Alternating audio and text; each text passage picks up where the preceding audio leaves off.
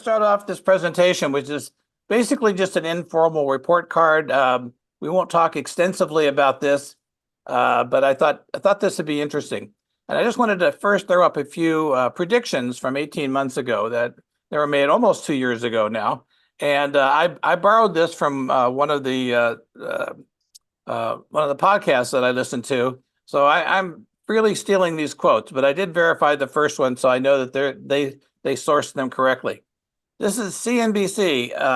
Bezos urges consumers and business owners to reduce risk in the face of a likely recession. Bloomberg, forecast for the U.S. recession within year hits 100% in blow to Biden. Here's another one. Jamie Dimon says, brace yourself for an economic hurricane caused by the Fed and the Ukraine war.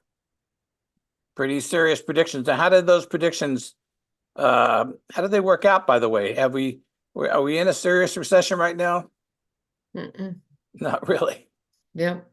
Yeah, this was the all-time high yesterday, S&P 500. This is the stock market, a slightly more reliable general indicator of stocks than the Dow Jones, I think. We hit 5,000 for the first time. Pretty amazing.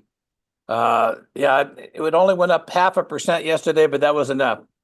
But I thought, that it's always nice to see what a one-day stock increase is. And we're certainly not in a recession. All of the economic indicators, which I'm not going to go into because they're too numerous, the jobs report, the how much debt people are in, how much credit they're taking, all the normal indicators of the economy say that we're doing really well, and we have been doing well, better and better, as a matter of fact.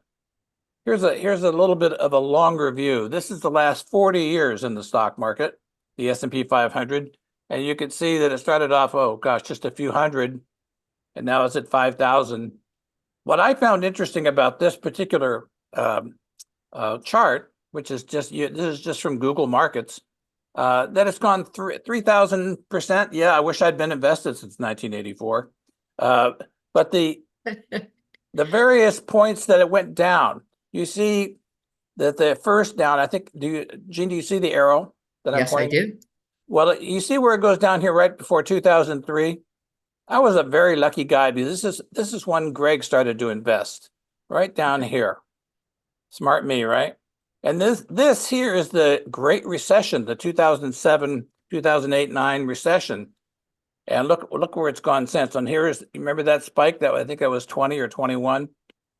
COVID, right?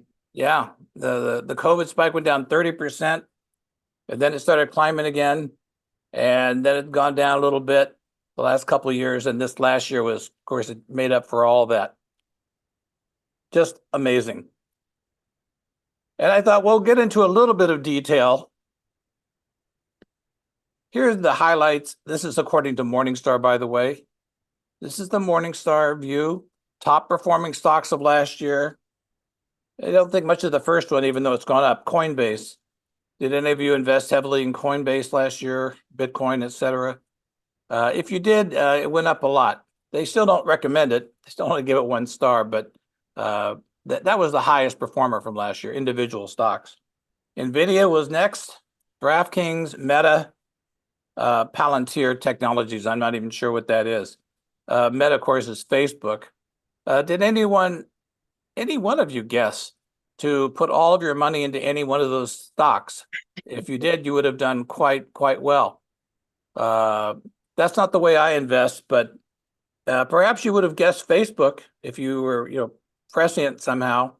But who was gonna guess Coinbase, because Coinbase had terrible losses the year before, much worse than the overall stock market. But they recovered last year. What are the worst performing stocks? How many people would have guessed this? ChargePoint. That's, they supply electricity so you can plug in your electric car. I would have not guessed that this would be one of the worst performing stocks in the market. Who knows what can happen. And look at all these nice cutting edge companies. SunPower, SolarEdge Technologies, Lumen, Plug Power. Would you have guessed any of those? You know, a lot of people were saying technology was where to be. Well, technology was not where to be last year, at least not in these companies. And, you know, who knows what they're going to do next year, or this year, I should say. Now, this gives you an overall, this is the Callan periodic table of investment returns. And this gives us an overall picture of what our performance was, not only in 2023, but in prior years. And all those, the reason it looks like a checkerboard is because every year it's something different. This year, large cap equities, that's US, did extremely well, 26.29%, according to this table.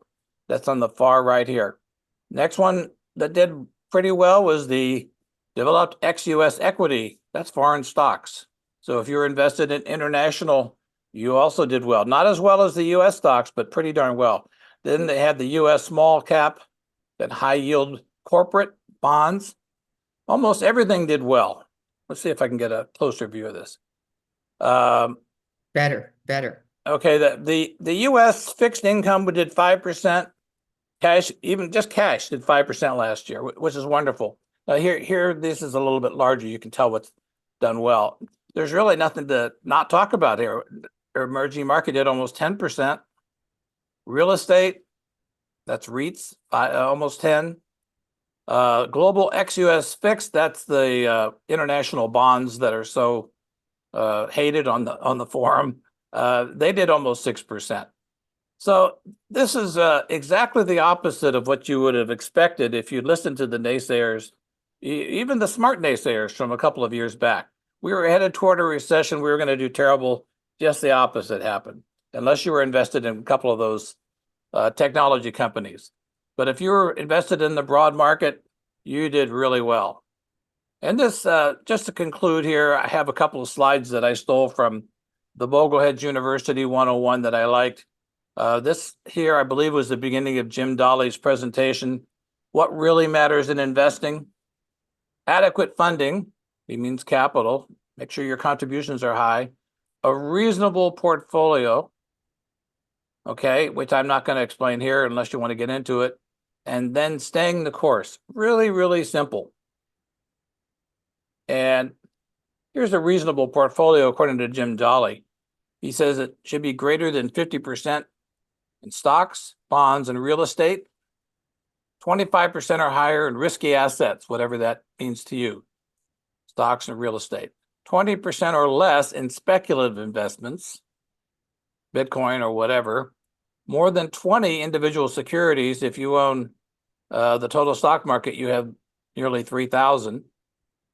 No individual security or property is greater than 5% of the portfolio.